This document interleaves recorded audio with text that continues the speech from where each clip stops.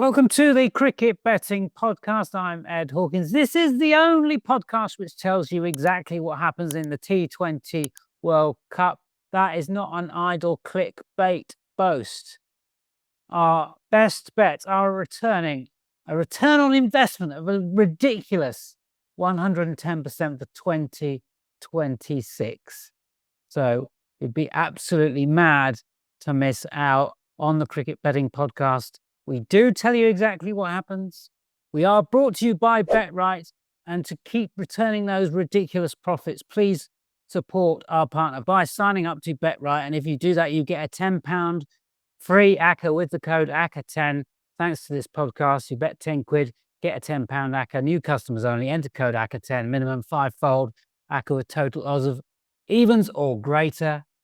We also have best bet boosts for India versus South Africa by BetRight, requested for this very podcast on a game on Sunday in the Super 8s. But before we get to that, let's say hi to Best Bet Supremo number one, Paul Krishnamurti, and just remind us of your best bets. PL, please, Paul. Okay, hi Ed. It's 34.7, which it's all a bit of a dilemma at the moment, isn't it? When we're going at such a rate, the question is, do you play it safe? You know, I had two big odds-on bets last time, big favourite bets last time. Maybe we do the same, but long may it continue. We'll just keep going, keep doing what we're doing. Let's say hi to Best Bet Supremo number two, Richard Mann. I was going to say give us your P&L, but just give us your P. Yeah, it's 31.43. I think last week was 16s, 9-2 and a 5-6 winner. And England let me down on the 9-2 both teams to score against the West Indies. But no, not complaining. I'm definitely just trying to keep going with the same modus operandi. I'm certainly not changing up at the moment. As I said, we do have a couple of BetRight boosts for you to bet on as best bets this week, but Paul and Richard will be posting their best bets. Now, 5 units to spend on our Telegram channels because we are short on prices from the bookies at the moment. They're being a little bit lazy. So check the comments section below for the free Telegram and VIP channels. And if you do fancy winning even more money, the VIP is returning big lifetime profit, 65.8, up an ROI of 8%. We're plus 14 and 15% in January and February, respectively. Let's get on to telling you what is on the show. We're going to do a full rundown of the outrights on the T20 World Cup as we approach the Super 8s. This is the business end of the tournament. Look at the winner market. Reach the final. I've got a bit of a spot for you on group winner. Get Paul and Richard's view on that. We've got some updated rankings, trying to work out what these teams are doing well and not so well. And then full previews, the team news, pitch reports, stats, trades, strategies for the 3 Super 8 matches across the weekend: Pakistan versus New Zealand, Lanka versus England, and India versus South Africa. Let's look at those outrights and trying to break down who wins the T20 World Cup, however. And the Super 8s are upon us, and we're quite grateful for that. A bit bored of the associate stuff now, but India 11-10, these prices with BetRight. South Africa 4s, England 6s, Kiwis are 8, Pakistan 10, Sri Lanka 12s, Windies 16, and Zimbabwe 80 to reach the final again with BetRight. 4-7, India, South Africa 7-4, England 5-2, 11-4, Kiwis, Pakistan 4-1, Sri Lanka 11-2. West Indies 11-2, Zimbabwe 22. Let's take a bit of a pause on me just reading out numbers. We'll come back to Super 8 Group 1 winner and 2 winner prices with BetRight in a second. Paul, let's get an overview from you. Second favourite, Australia went home. Well, they were second favourites at one stage. England are wobbling. India have got a 100% record, but haven't exactly convinced. South Africa looking strong. Where are you at? Well, I think we all agreed at the start there's a big gulf between the two groups, these two groups. India and South Africa, to me, and what we've seen and what we know anyway about them, they look a class apart for my money. Of course, that could change. Someone else could find some form, but at the moment, they both look really strong. All I would say about India, though, as well, I think we discussed this a little bit the other day, but really, I've been thinking more about it. I think they're beatable. I just think that I don't know why they haven't picked Shubman Gill and Shreyas Iyer. Doesn't make any sense to me. They need leaders out there. They've got this way of playing, which they don't need to do. I mean, for me, their bowling is just impeccable and really, truly outstanding, and no team is going to really hammer them too much. But the way they bat, the way they go all out at the top end, it could so easily go wrong, and it has gone wrong a bit. You know, it went wrong against America, and against Namibia, they just fell in a hole as well. You know, if they did that against a good side, against the South Africa, or maybe even England, if England improved, they'd be in a bit of trouble. So I don't think they're any value. I think you probably could get a bit of value taking them on, laying them at 2.26, whatever they are on Betfair. I just think at some point they'll go bigger. But I think that the real value bet here is South Africa for the final, because right, so they're 5.8 on the exchange, I believe, to win the tournament. Right, they can't play India in the semi. So if they're 7-4 in the semi, surely that's a better. Sure, 7-4 surely that's a better bet than to reach the final, where they'd probably play India. Right, and you know, to me, okay, I respect that. I respect West Indies. They've done well. They're a bit unlucky to be in that group, but you would still fancy South Africa to get out of that group and to be a clear favourite in the semi. All right, as you've mentioned that group largely, Paul. Super 8 Group 1 winner with BetRight. India 8-13's on. South Africa 5-2. Windies 13-2. Zims 25. Super 8 Group 2 winner with BetRight. England 7-4. New Zealand 5-2. Pakistan 7-2. Sri Lanka 4-1. I'll come back on that Sri Lanka price in a bit. Rich. Outright views. I mean, I've got a question about England. We were very keen on them to reach the final. They are in the weaker group. They're supposed to be the strongest team in that group. How are you feeling about them? Because they've been very poor, haven't they? Underwhelming, yeah. But we identified at the start that they had a really good draw, and it has worked out that way. It's a really good opportunity now. Look, Butler and Salt at the top of the order were key to their chances, and neither have fired. I can't believe Butler will go through the competition without making a big impact somewhere along the way. So I'm not as down on them. I know they've lost one game to the West Indies, but turning pitch at the one key, batting second against what I think is a capable West Indies outfit. I don't think it's doom and gloom at all for England. I think you can go right through the sort of top 4 or 5 who you think potential winners. They've all got chinks in their armour. I don't think there's a perfect side at all. I mean, everyone's built India up, but this isn't Australia in the early 2000s, is it? This far from that. And I agree with Paul at 5-4. They look a pretty shocking price. So no, England are still 5-2 to reach the final. I could definitely get on board with that, because I think come to the semis, you will be in naturally a better position, even if you get India or South Africa. They're not going to be 5-2 to win the game against either of those sides. But I agree on Paul's broader point about South Africa as being the best side in the competition. For my money, South Africa and New Zealand have been the two most impressive sides, and then when they played, South Africa had too many guns for them. The slight sort of concern really is that we have seen this a lot with South Africa in ICC events. They've bossed tournaments in the early stages, and then when they've got to the latter stages, that's when they've come unstuck. But we're banking on the fact that they won the Test Championship final last summer at Lords. That's the monkey off the back. If it is the monkey off the back, I think they're just about the team to beat. I really do, because I think they've been super impressive. All right, I want to give an update on the rankings just to work out what these teams are doing well and not so well. Interesting, India and England sort of middle ranking on strike rate. They came into this tournament as 1 and 2 in terms of explosive batting. New Zealand and South Africa, fastest run scorers. Pakistan, second bottom to Zimbabwe. Bowling economy, well, Zimbabwe are top of the Super 8 pile in that regard. India, number 2.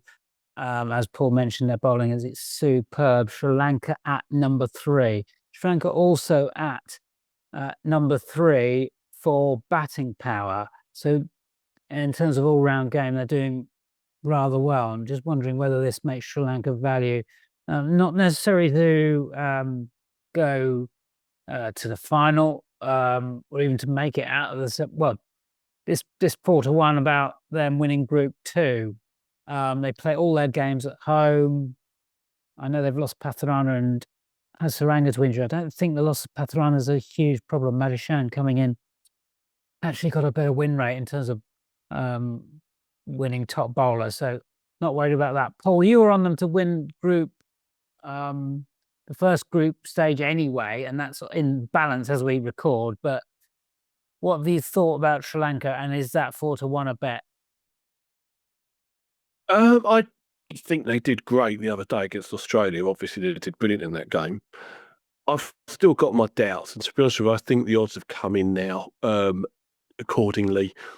It's hard to get away from the fact, if we look over the longer term, England comfortably beat them and Sri Lanka last month. Over the last couple of years, they have, in this format, they have not been top rate. They are not quite in that top echelon. And in a wide open group, okay, I mean, they were sporting better 4-1, but I think the value's probably gone. The value's when they were 40-1 to win a tournament at the start. I would also say I think that's a negative Pathurana, personally. I think that's a big loss. Rich, just very quickly, you just spotted something on top England run scorer. Yeah, well, I mean, if England are going to go deep and the draw gives them a chance of doing that, their top tournament batsman market could clearly be turned upside down. Bethel leads it at the moment and he's a sharp price, but Harry Brook's 9-1 with BetRight, top England tournament run scorer. Look, there's still plenty of cricket to be played. We saw what Brook did in Sri Lanka in the one days and the T20s. He could turn that around quickly. You're looking at one match winning innings somewhere and he's right back in the mix there. 55 he's got to make up.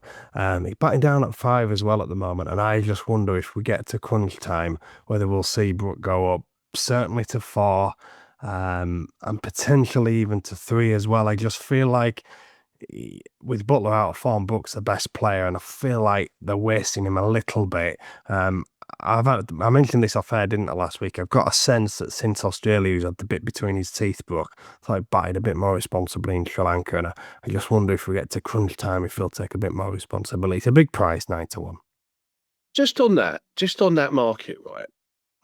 Okay, I know Butler hasn't played well so far, but do you not think that Butler has sort of reasonable value there? Just in that it only takes one innings. These are class players, right? And it's not that far behind. They could have 5 more games. Well, I did actually look at Butler as well. I mean, form has put me off, but just with the same theory, you just need one really big match-winning innings, get a high-scoring game somewhere where 220 plays 220, which I think we do, and that market's turned completely upside down. I went with Brook, but yeah, you could throw a few quid at Butler, a big price as well. I mean, I'd argue that England's entire tournament rests on Butler, and whether this is some sort of terminal decline or something more serious. He hasn't actually won top bat for 14 games now, and Rich mentioned it a while back in terms of player performance. That opportunity to bet him on player performance is completely gone now. His numbers are just through the floor. So in terms of somebody setting the tone and being a leader, maybe if England have lost a pivotal player, Butler's form's just gone completely the wrong time. Let's just move very, very quickly. Paul, name the finalists. What were you on? What are you on now? I was on India, South Africa final at 9-2, and I would have the same bet again today at 11-4. Rich, what are you on? Yeah, I think I took India on. I think I was South Africa, England, and it's 12-1 now, and I'd be happy enough with that still as well. All right, do get subbed up to those Telegram channels in the comments section below. Please do sign up to BetRight so we can keep giving you basically free money. This podcast comes every week, and it does so because we've got a partner in BetRight. So if you want those best bets still coming and giving you basically winners coming out of our ears, then please sign up to BetRight. Let's get some games on. We'll deal with 3 Super 8s in this podcast. The first one is Pakistan versus New Zealand, Saturday, 13:30 Colombo at the RPS. I've got New Zealand's marginal favourites 1.8. We'll see what prices transpire. It is a night match. We'll come back to the importance of that in a bit. Possible 11s for you. Pakistan, Farhan Ayab, Salman Baba, Shadab Nawaz, Azman Fahim Afridi, Tariq and Abra Ahmed coming back into the team. New Zealand, Seafoot Allen, Ravinder Chapman, Mitchell Phillips, Neesham, Santner, Sodhi, Henry, Duffy. Head-to-head, 4-1. New Zealand won at home in March. There was a 2-2 draw in Pakistan in April 2024. New Zealand, fastest scorers in the tournament versus Pakistan, who are bottom feeders in that regard, but Pakistan much tighter with the ball. Kiwis have struggled in that regard. Second, that's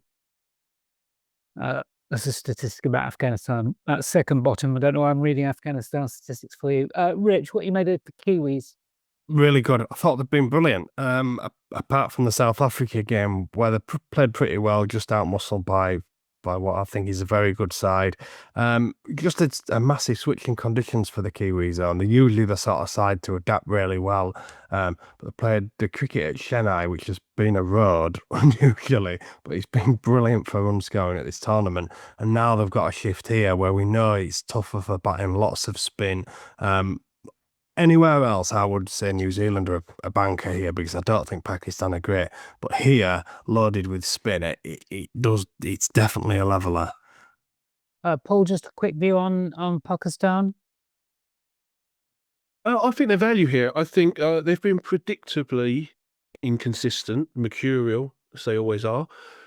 I mean, look, they were absolute rubbish against India, but then they have been in every big match against them in recent years.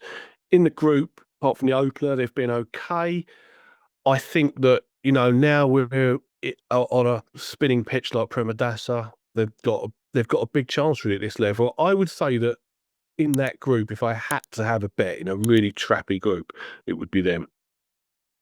Alrighty. I mentioned the ground guide. It may hold the key here. 14 T20 internationals in 9 games since 2021. 10 won by the chaser. Average runs per over in first innings 6.9, 165 or more. Busted once, 160 or more. Busted 5 times. I'll come to Paul with his ground nuggets in a second. But Richard, do we just back the chaser here? It's very tempting. I hate doing this unless it's Dubai. Because it goes against everything I want to believe in. But I've watched the Sri Lankan games and it has been wet through in the second innings, particularly Palakeli actually, but here as well, loads of deal, massive advantage batting second. I suppose that lends itself to backing Pakistan if they're 2.2, 2.3, even pre-toss, because you are at an advantage batting second. Well, I'd be on the Kiwis in a chase, so when you're just reliable, Yes, you would, wouldn't you? Paul, great stats on this ground. I mean, you're the king of the grounds. What you got?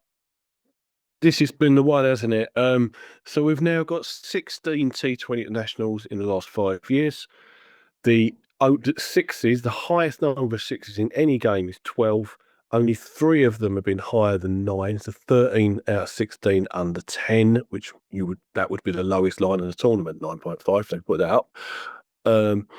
On total match runs, only 3 out of the 16 made 300. And only 1 beat 313. So it's definitely an underground. I would add as well that this will be the 6th game at the Premadasa. And we had some games there as well last month. So I'd be very surprised if this isn't a used pitch now. Alrighty. Let's move on to player win rates for you. Tim Seifert is your top performer in international cricket, T20. At this World Cup with a win rate of 40% over a 22-game study on your top bats. Also, a strike rate of 207 against Pakistan last year. Scored 249 runs at 62. Finn Allen wasn't far behind in terms of runs, 144, average 33, strike rate with 211. Very interesting in terms of what happens in the power play in that one. Duffy, 13 wickets in 5. In that home series, a wicket every 8 balls, 38% win rate. I had a bit of a sort of meltdown about Duffy early on this tournament on our own WhatsApp group when he got beat on top bowl in the last 2 balls of a match. I'm not sure I can bet him again because of that. I'm just worried about him getting the full quota. He has actually won since then, and he won outright in terms of economy as well. So Duffy, 38% win rate. Nawaz, 22% win rate. top bowler for Pakistan, often underrated. Rich, who do you like? Well, I like Phillips in the tops market, but I think probably a better player performance market. Like live score have just gone up. Phillips 33.5. He's made actually over 14.5 in the last 9. I think he might bowl some overs here as well. He hasn't really needed to bowl that much. But if it spins, he's very handy. A gun in the field as well. So I did like that. I couldn't argue with him for top New Zealand bat either, but I just think that's a safer way to go. I just wanted to mention Farhan at the top of the order for Pakistan. I know he's been getting all the runs and he now heads the betting, but I do think he's as me and Paul, as snooker fans would say, he's had plenty of run of the balls. He has had some luck, and I just felt like Salman Agha made a score. They're recording on Wednesday in that Namibia game. I feel like he's just coming right. I think it might be the time to back Salman. Paul, who do you like? So, well, first of all, I just want to note that there have been 3 stumpings in 4 matches at the Premadasa. So the average fielding point for the wicket keepers is 14 in each game, right? Which points to a Tim Seifert player performance bet at 32.5. Every chance there. I'd also note, I mean, Siam Ayub player performance. I know the line's gone up, but it's only 36.5. He's beaten it 5 of his last 7. Even if you look over the long term, it's 15 all over 30 matches. But in a lot of those games, he didn't bowl. He's definitely going to bowl at the Premadasa. Suits him down to the ground. So I'd look at him. I also like Phillips for top bat, as Rick said. And I would just say, I mean, again, I'll be interested in the Waz player performance if anyone goes up.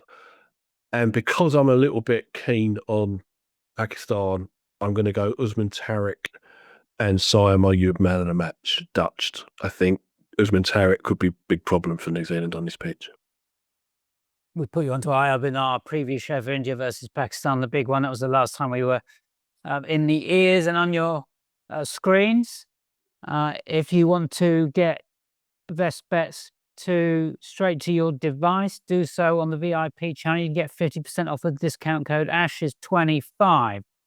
Best bets will be posted on the Telegram channel. Second game now, Sri Lanka versus England, Sunday 09:30. Day-night game, Palakkale. England were 1.55 and Sri Lanka 2.75 in that series in January. Sri Lanka, Nisanka Pereira's into the team. Kusal Rathanayake, Shanaka, Kamindu Welalaj, Hemantha Chimera, Thikshana, Majid Shan coming in. Salt Butler, Bethel, Brandon Book, Sam Curran, Jacks, Jamie Everton, Dawson, Archer, Rashid. No day-night matches on this ground since 2012. 7 of those 12 were won by the side batting first. 5 of the last 6 in the last 12 months were night games. England won 3-0 in that series in January and February. Run scoring good in first 2 games, but then a used surface for the last one. England defended 1-2-8. Paul, you've had a bit of a say on Sri Lanka already. So any value in Sri Lanka on match odds? Well, considering there's probably a toss bias here, I think they probably are value. And given how bad England have been, if you ignore what happened last month between the 2 sides, England have been terrible in this. Sri Lanka has definitely been the better side.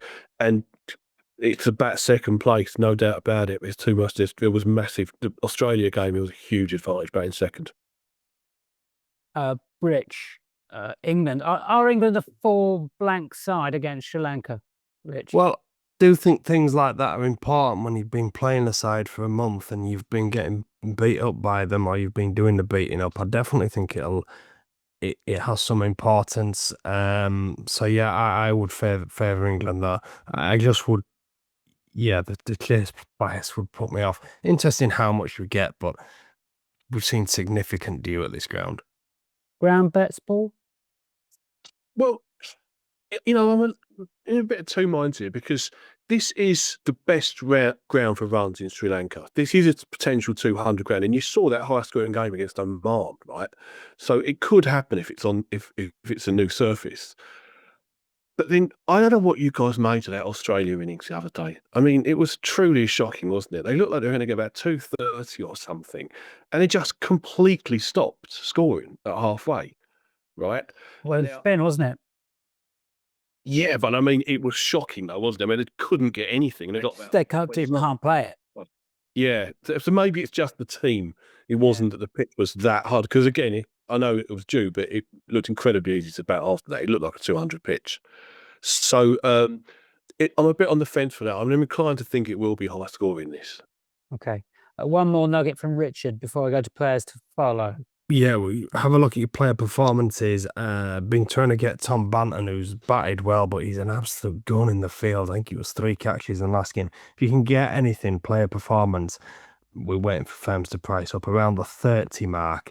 You know, the runs line will be like 25, and they generally stick a cursory 5 on, don't they, and make it up player performance. But Banton's fielding in the hot spots, England bowling loads of spin, so he's banging the game. The other one is Curran, but I don't think we'll get it. But I mean, in these last 3, he's made up at 73, 68, 85. Maybe man of the match for Sam Curran, actually. I doubt we'll get a player performance quote, sadly. Players to follow. Don't forget India versus South Africa coming up after this with the bet right boost and best bets combined on that from yours truly. Let's go back to England and Sri Lanka. Let's talk Butler and Salt. No wins yet in this tournament for either of them. Salt winning at 30% since the end of the last World Cup. Butler's win rate has gone, such as the dip in form, 23%. And he's actually had a great series in that Jan-Feb encounters. Salt did get a top bat win. As I said, Butler now not 1 for 14. And you won't be getting win rate value at 23%. No bookmaker's going to be going anywhere close to that. And this Sanka 33% is somebody who goes back to back, and a big potential follow on top bowler is Chamira, 27.7 win rate. Took 5 wickets against England the last time they played. Richard and Paul. Yeah, Shamir is interesting because you just picked holes in the opening pair, and you know he'll take the new ball, so he's got an in straight away there. Nisanka is just miles the best for Sri Lanka. I wouldn't be put off by going in again if the price is right. I did actually wonder if Nisanka was more of a top max batsman bet, you'd probably get another 2 or 3 points on that. And again, with England's top 2 struggling, he might be taking on England in the middle order, and he's obviously an opener, so he's at an advantage there. That might actually be a lesser stake play, but he'd take the bigger price. England in the middle order for me, and I'd go for Brook, who was imperious on the tour here about a month ago. Paul, who do you like? Well, I think openers have got a big advantage here. I think that's definitely the best time to bat. So I couldn't put anyone off Nisanka. I mean, really solid player. I'm not sure I'd have the bottle to bet them, especially since I've got Joss Butler positions running already.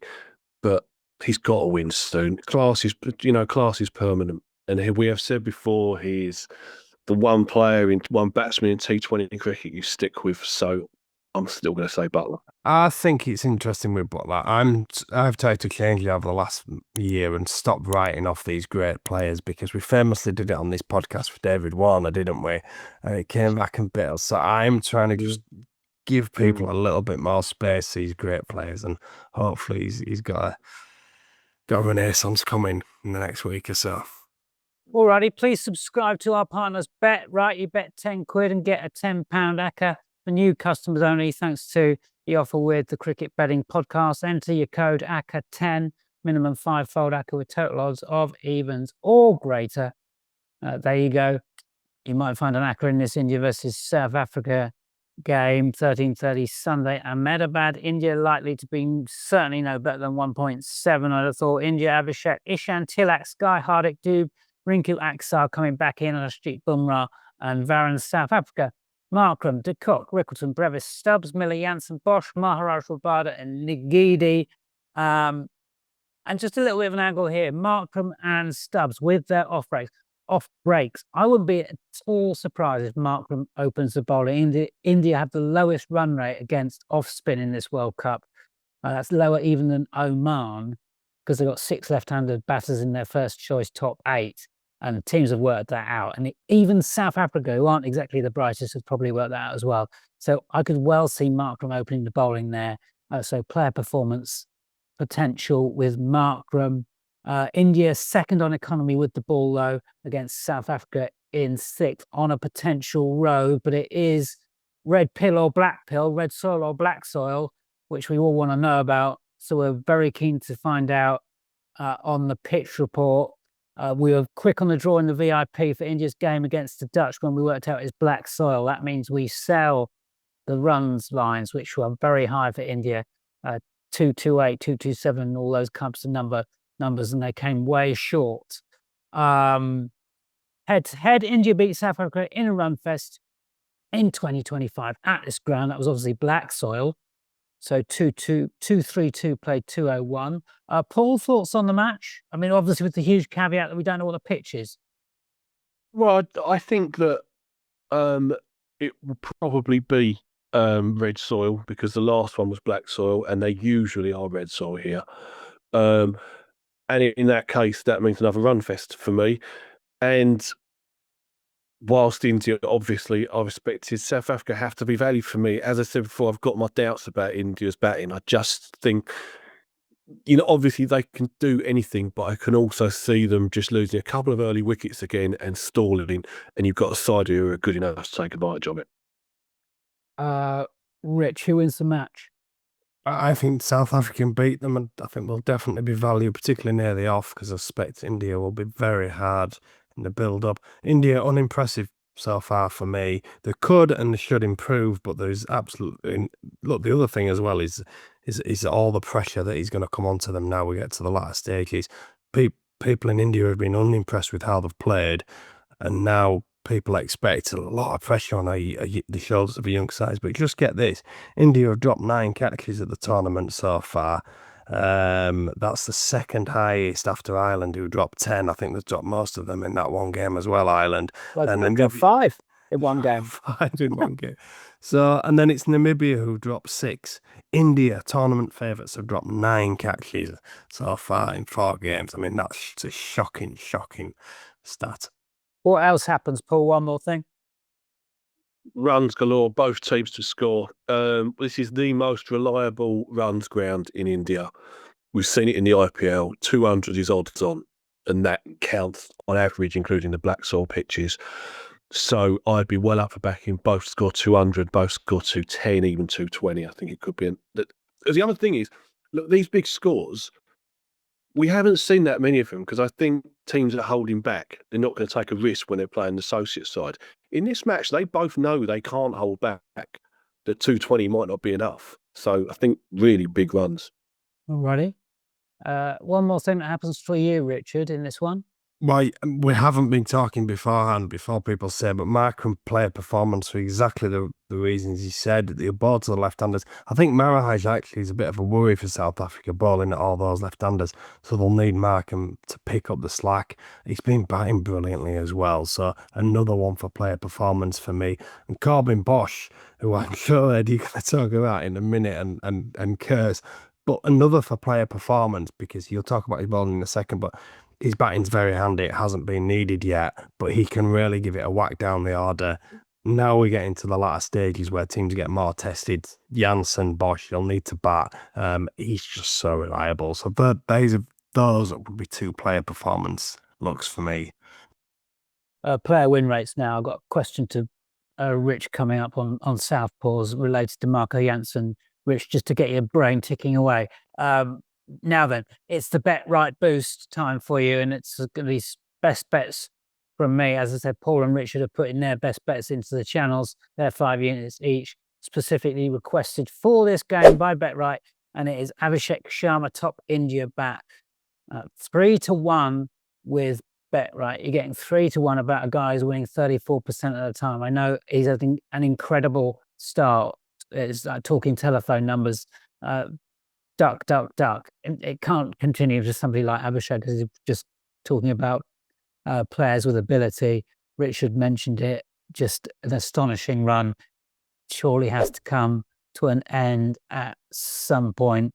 Had a nice little tune-up with 34 from 21 against South Africa at this venue when they met.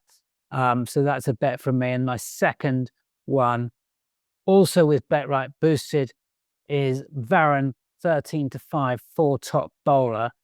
As we hope we might get some grip on this pitch. 4 for 43 versus South Africa in that Ahmedabad game that we mentioned in the head-to-head. He took 10 wickets in 4 games against South Africa. So best bets, Abhishek Sharma, top India bat, 3-1 bet right. Varun Chakravarti, top India bowler, 13-5 bet right. There you go. Other win rates, Quinton de Kock winning 28% of the time, 250s in that series against India. Bosch, 47% win rate on top bowler. I backed him in all 3 of the matches that South Africa had played. Hadn't won, non-runner in one of them. Didn't do it in the associate game against UAE because I didn't think UAE would take it to death. Bosch, of course, won. You've got to keep taking the wrong prices. Bosch also won top bowler in that head-to-head match at Ahmedabad. Richard Mann, what you got? I'm glad you reminded about Janssen. I had a brain freeze for a minute. Yeah, really good bowler, obviously, but his record against left-handers brilliant. So in T20s, his average to right-handers 17 dismissals is 19.58. That's perfectly respectable. But to left-handers, and we know India are loaded with left-handers, it's 14.66. And then in one-day international cricket, to right-handers, 28 dismissals, average of 24, perfectly respectable. But to left-handers, 21 dismissals, average of 13.19. I mean, it's just astonishingly good. It's not just the difference, it's just how good he is against left-handers, full stop. So Abhishek, Ishan, Tilak, there's 3 in the top 3 straight away. I mean, him and Markram, I agree. I think they'll open with Markram and I think they'll open with Janssen. They should, because I think it makes Janssen really interesting. He might not win top bowler, but he might not knock Abhishek and Ishan over, and that might do him the man of the match award. Just 2 wickets big or ones. more. Yeah, Yeah. 2 wickets or more. Bet 365. Betway. Shame more firms don't do that market.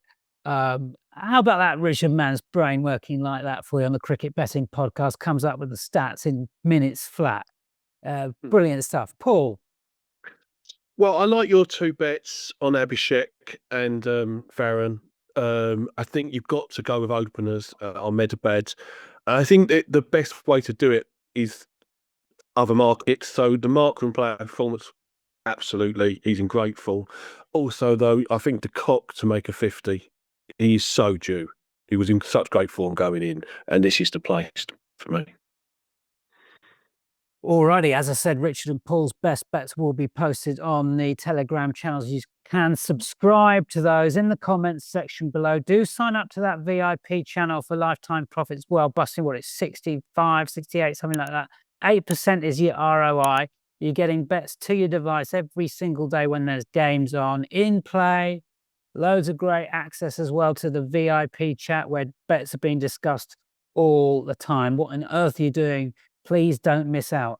Also, if you want this podcast to keep coming back and giving you ROI of 110% on best bets for 2026, you need to sign up to BetRight because they are our partners and they help this podcast keep coming back every single week. And we will be back next week as the T20 World Cup hots up, and we'll be discussing all the best bets as the tournament approaches the denouement. This has been the Cricket Betting Podcast with me, Ed Hawkins, Paul Krishnamurthy, and Richard Mann. We'll see you next time.